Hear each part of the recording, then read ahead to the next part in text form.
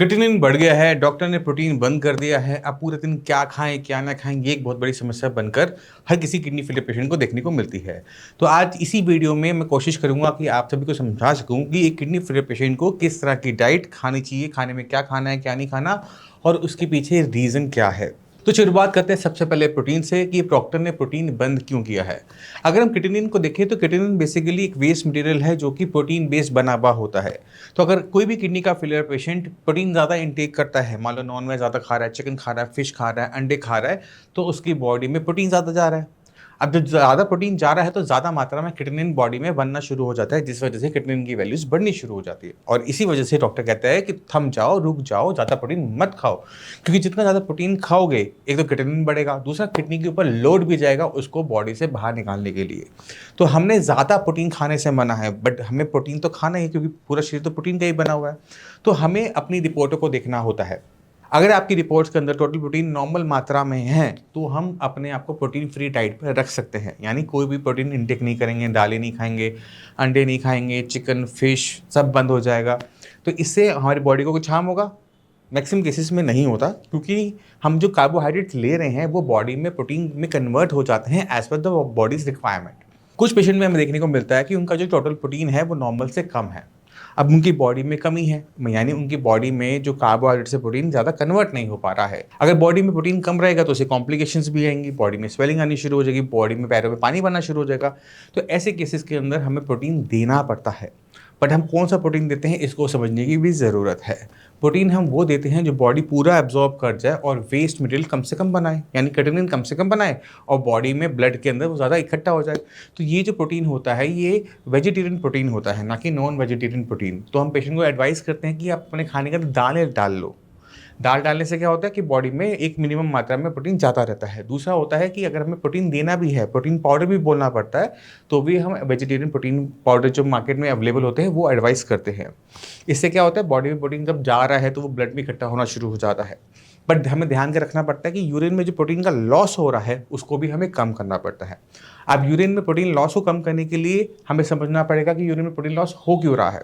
Urine में protein loss इसलिए हो रहा है क्योंकि किडनी डैमेज हो रही है, किडनी अंदर से इन्फ्लेम्ड है। किडनी के जो फ़िल्टर्स हैं, वो काम ढंग से नहीं कर पा रहे, प्रोटीन को अंदर होल्ड नहीं कर पा रहे, इसलिए वो बाहर निकलता जा रहा है। तो अगर हम किसी भी वजह से, किसी भी तरीके से इस किडनी के अंदर जो स्वेलिंग है, उसे कम कर लेंगे, उनकी एफ़िकेसी बढ़ा लेंगे, तो हमें प्रोटीन कम होता हुआ अपनी रिपोर्टों में देखने को मिल जाता है। जब हम ये दोनों चीज़ें करते हैं, तो प्रोटीन हमारा सही मात्रा में हो पाता है। अब चलते हैं यूरिया के ऊपर। यूरिया कंट्रोल करने के लिए हमें समझना पड़ेगा कि यूरिया हमारे शरीर में बनता कहाँ पर है। तो वो बनता है हमारे लीवर के अंदर। तो जब हम कोई भारी चीज़ें खाते हैं, छोले-भटूरे या फिर ज़्यादा हम मैदे वाली चीज़ें खा रहे हैं, तला हुआ खा रहे हैं, प्रोटीन ज़्यादा खा रहे हैं, तो हमारी लीवर को ज़्यादा काम करना पड़ता है। जब हमारा लीवर ज़्यादा काम करता है, तो वो ज़्यादा मात्रा में टॉक्सिक मटेरियल बनाता है, जिसे हम यूरिया कहते हैं। तो अगर हम अपना खाना हल्का कर लेते हैं, तो हमारा जो लीवर है, वो कम वेस्ट मटेरियल बनाएगा। अब खाना हल्का करना और खाना कम करने में फ़र्क होता है। तो खाना कम नहीं करना है, खाना अपना अच्छी मात्रा में खाना है, बट खाने के अंदर जो भारी आइटमें होती हैं, जिनको पचाने में लीवर को ज़्यादा काम करना पड़ता है, उनको रोकना पड़ता है।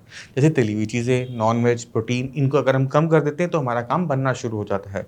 तो मोटे तौर पे अगर हम ये चीज़ें कर लेते हैं, तो हमारे वो जो ब्लड के अंदर जो टॉक्सिक मटेरियल इकट्ठा हो रहा है, वो पहले से कम होगा। क्यों होगा? क्योंकि हमने शरीर में ऐसा सामान डाला ही कम, जो टॉक्सिक मटेरियल बनाता हो।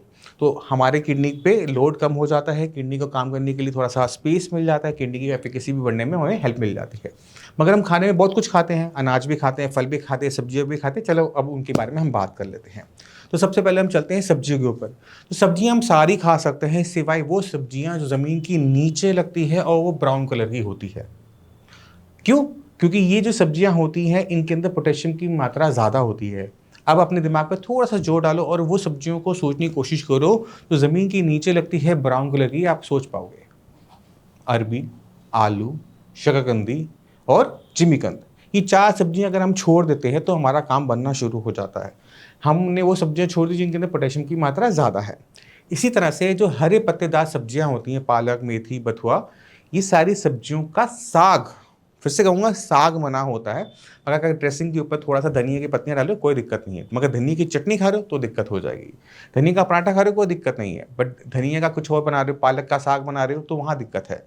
तो आपने बस उसका साग नहीं बनाना, यानी हम हरे पत्तेदार सब्जियाँ खा सकते हैं, बट उनको बिना मथे हुए, बिना उनका साग बनाए हुए, तो हम उसको इस तरह से यूज़ कर जाएंगे। तो मोटे तौर पे जो सब्जियां ब्राउन है, ज़मीन से नीचे लगती हैं, बस वही मना, बाकी सारी सब्जियां अलाउड होती हैं।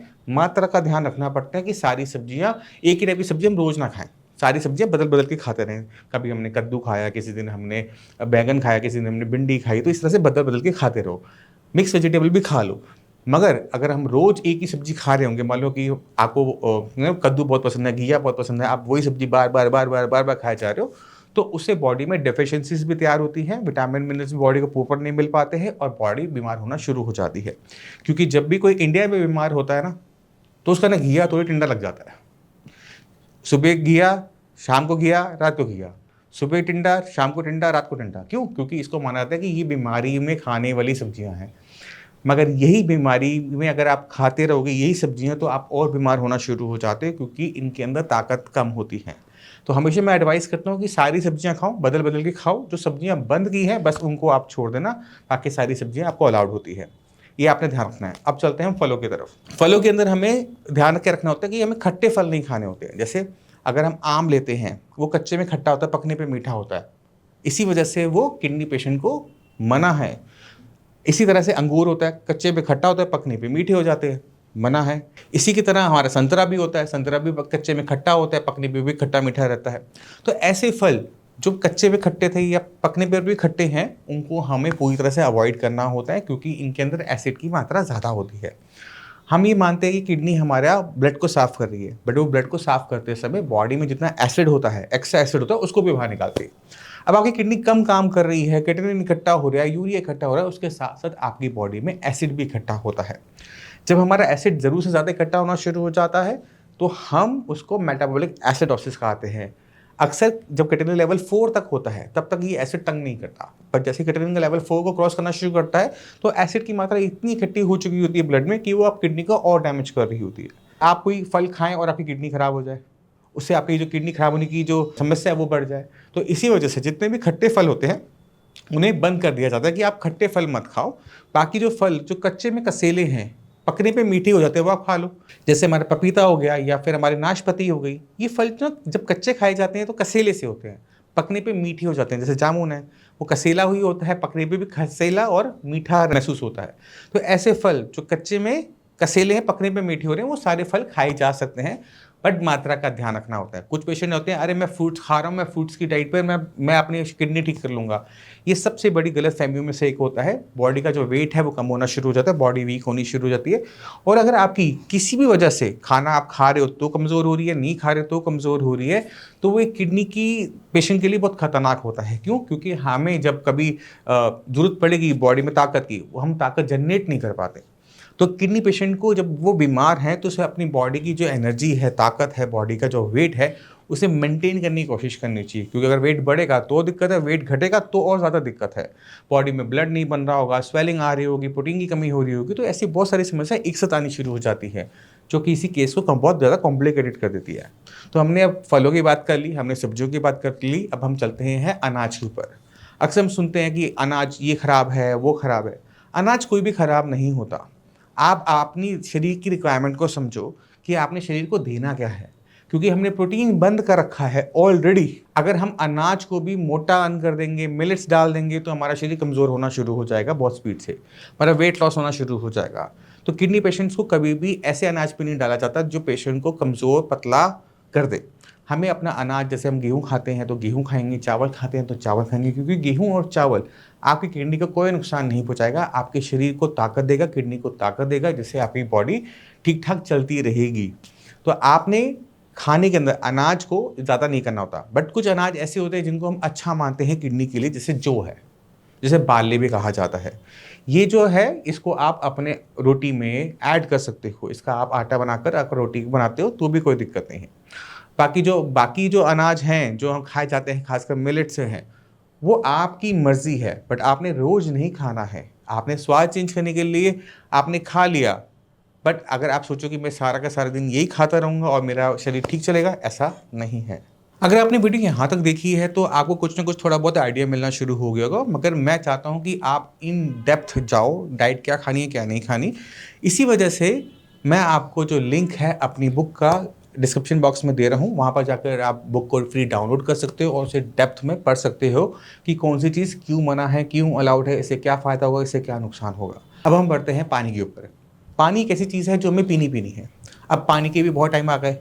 पहले था पानी, नॉर्मल पानी, सिर्फ घड़े का पानी मिलता था। उसके बाद फ्रिज का पानी आया, उसके बाद अल्कलाइन वाटर आना शुरू हो गया। तो बहुत सारी वैरायटी ऑफ वाटर हमारे देखने को मिलता है। अब हमने करना क्या है, कैसे पीना है, उसको आप समझने की कोशिश करेंगे। पानी आपका साफ़ होना चाहिए, बस यही आपकी मेन रिक्वायरमेंट है। उसको आपने अल्कलाइन पी रहे हैं, बहुत अच्छी बात, नहीं पी पा रहे हैं, कोई दिक्कत नहीं है। आपने पानी लेना है, पानी आपने उतना पीना है जितना आपका शरीर के लिए ज़रूरी है। अगर आप फालतू पानी पिएंगे तो आपके शरीर में वो इकट्ठा हो जाएगा, आपकी किडनी पे लोड डालेगा। पानी कम पिएंगे तो किडनी के पास किटनिन को, यूरिया को शरीर से बाहर निकालने के लिए वो मीडियम नहीं होगा जिसमें वो घुल के जाएगा। तो पानी कम पीने पे दिक्कत है, पानी पीनी ज़्यादा पीने पे भी दिक्कत है। अब पानी जो होता है, हम सुनते डॉक्टर साहब से पूछते, डॉक्टर साहब कितना पानी पिए? डॉक्टर साहब कहते हैं दिन में 1 लीटर 2 लीटर बहुत है।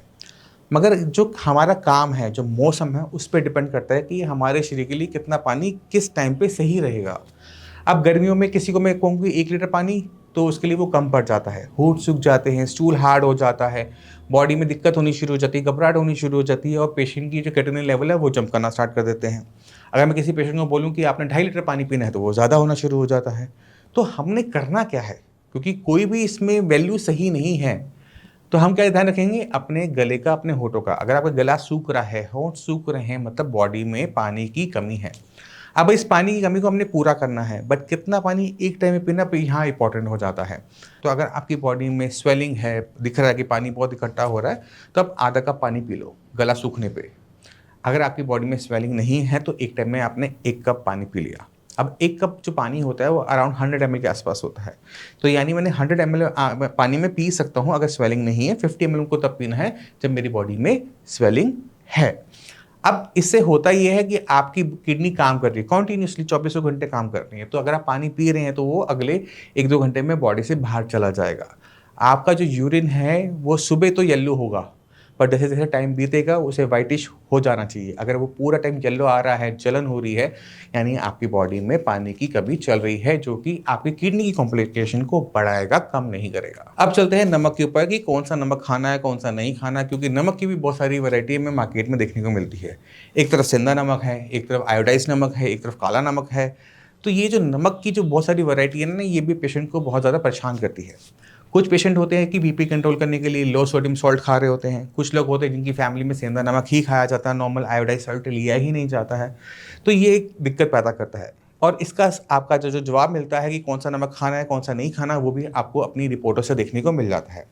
अगर आपकी रिपोर्टों में पोटेशियम की मात्रा नॉर्मल आ रही है, बीपी हाई है, तो कम मात्रा के अंदर सेंधा नमक खा सकते हो। बट अगर पोटेशियम की मात्रा ज़्यादा है, अपर बॉर्डर पर है, तो आपने सेंधा नमक भी नहीं खाना, लो सोडियम सॉल्ट भी नहीं खाना, क्योंकि अगर आप इनका सेवन करोगे तो पोटेशियम आपका हाई होगा, जो डायलिसिस नहीं होना वो भी हो जाएगा। मैं फिर कह रहा हूँ, नमक से आपका डायलिसिस कारण बन सकता है आपके डायलिसिस का। तो आपने ध्यान के रखना होता है कि जो नॉर्मल आयोडाइज सॉल्ट होता है, जो मार्केट में मिलता है 30 रुपये की जो थैली आती है टाटा की, वो आपने लेनी होती है। कोई भी महंगा नमक आप खाओगे उसके अंदर पोटेशियम की मात्रा ज़्यादा है, इसी वजह से वो महंगा है। वो बाकी के लोगों के लिए ठीक है, बट आपके लिए खतरनाक होता है। तो जब भी आप नमक की थैली लेते हो, उसके पीछे लिखा होता है कि इसमें कितना सोडियम है, कितना पोटेशियम है, उस पर नज़र मारो। अगर इसमें पोटेशियम की मात्रा लिखी हुई है कि इसमें पोटेशियम है, तो आपने उससे बचना है। अगर इस पर लिखा हुआ है कि इसमें सिर्फ NaCl है, सिर्फ सोडियम है, क्लोराइड है, तो आप उसको ले लो, क्योंकि सोडियम को तो हम ले, कोई दिक्कत नहीं, बट पोटेशियम अगर बॉडी में जा रहा है, वो बाहर नहीं आ रहा है, तो वो हमारी दिक्कत हो जाती है। फिर चाहे नमक कोई भी हो, चाहे वो सेंधा नमक हो, चाहे वो नॉर्मल नमक हो, नमक की मात्रा को आपने कम रखना होता है। क्योंकि अगर नमक की मात्रा आप ज़्यादा खा रहे हो, मान लो कि आप किसी चीज़ के ऊपर बुरक के खा रहे हो, सलाद में खा रहे हो, चिप्स खा रहे हो, अचार खा रहे हो, पापड़ खा रहे हो, तो इससे क्या होगा, नमक बॉडी में ज़्यादा जाएगा। जितना ज़्यादा बॉडी में नमक जाएगा, उतनी ज़्यादा बॉडी में स्वेलिंग भी आएगी। और ये जो स्वेलिंग है, पानी जो बॉडी में इकट्ठा होगा, वो आपके लिए दिक्कतें पैदा करेगा। लंग्स में भी पानी भर सकता है, पैरों में पानी भर सकता है, और आपको सांस लेने में, चलने में, उठने में, बैठने में दिक्कत महसूस होगी। तो नमक हमने उतना खाना है जितना हमारे शरीर के लिए ज़रूरी है। हमने स्वाद के लिए नहीं खाना है। तो चुटकी भर हम नमक हर खाने में डाल सकते हैं, 1 चुटकी 2 चुटकी। बट अगर कोई चीज़ जिसमें नमक ज़्यादा हो अच्छा लगता है, उस चीज़ों से आपने बचना है। जैसे मैंने आपको बताया पापड़ है, अचार है, चटनी है, इनमें नमक ज़्यादा होता है इसलिए वो अच्छी लगती हैं। तो ऐसी चीज़ों से आपने पूर्णतः बचना है। इसके साथ-साथ हमें बचना होता है प्रोसेस्ड फूड से। जितने भी पैकेट में फूड आते हैं ना, जो हम पैकेटों में खरीदते हैं, इनको पैकेटों में इसकी शेल्फ लाइफ लंबा करने के लिए पैकेटों में रहे 15 दिन 20 दिन जिंदा रहे, खराब ना हो, सड़े ना, तो उसको प्रोसेस किया जाता है। और उस प्रोसेस में मल्टीपल टाइप के केमिकल इस्तेमाल होते हैं। अब जब ये केमिकल इस्तेमाल हो रहे हैं, वो हमारे लिए दिक्कत पैदा करते थे क्योंकि किडनी को वो अननेसेसरी प्रोसेस करके फिल्टर करके बाहर निकालने पड़ते हैं। अब आप कोई प्रोसेस फूड खा रहे हो, मान लो कि आप सॉस खा रहे हो, जैम खा रहे हो, दोनों प्रोसेस्ड है। जिसमें जो केमिकल पड़े हुए हैं, जो प्रिजर्वेटिव पड़े हुए हैं, जो केमिकल कलर्स पड़े हुए हैं, स्टेबलाइज़र पड़े हुए हैं, इमल्सिफायर जो पड़े हुए हैं, वो हमारी किडनी फ़िल्टर नहीं कर पाएगी। ये बॉडी में ही इकट्ठे होते चले जाएँगे और दिक्कतें आएँगी तो हम समझ नहीं पाएँगे कि दिक्कत आई तो कहाँ से आई। तो इसी वजह से जितना भी प्रोसेस्ड फूड होता है, केमिकली प्रोसेस्ड फूड होता है, वो सारा का सारा डिब्बा बंद फूड मना होता है। तो जो मर्ज़ी हो जाए, जहाँ मर्ज़ी घूमने जाओ, जो मर्ज़ी करो, कहीं भी ट्रैवल करना हो, आप डिब्बा बंद फूड नहीं खा सकते। अब मैं उम्मीद करता हूँ कि आपको बहुत कुछ आइडिया मिल गया कि क्या खाना है, क्या नहीं खाना, कौन-सी फल खाना है, सब्जियाँ खानी है, अनाज कौन-सा ठीक है, पानी कितना पीना है, नमक कौन-सा खाना है। फिर भी माइंड में कोई भी डाउट रह जाए, नीचे दी हुई बुक पे ज़रूर जाके इसी पर पढ़ना ज़रूर, आपको और अच्छा आइडिया मिल जाएगा। फिर भी कोई डाउट लगे, डॉक्टर्स की पूरी टीम है, आप उनसे बात कर सकते हैं। इसी तरह चलने की आगे चाहूँगा, मिलते हैं अगले वीडियो में, तब तक के लिए नमस्कार।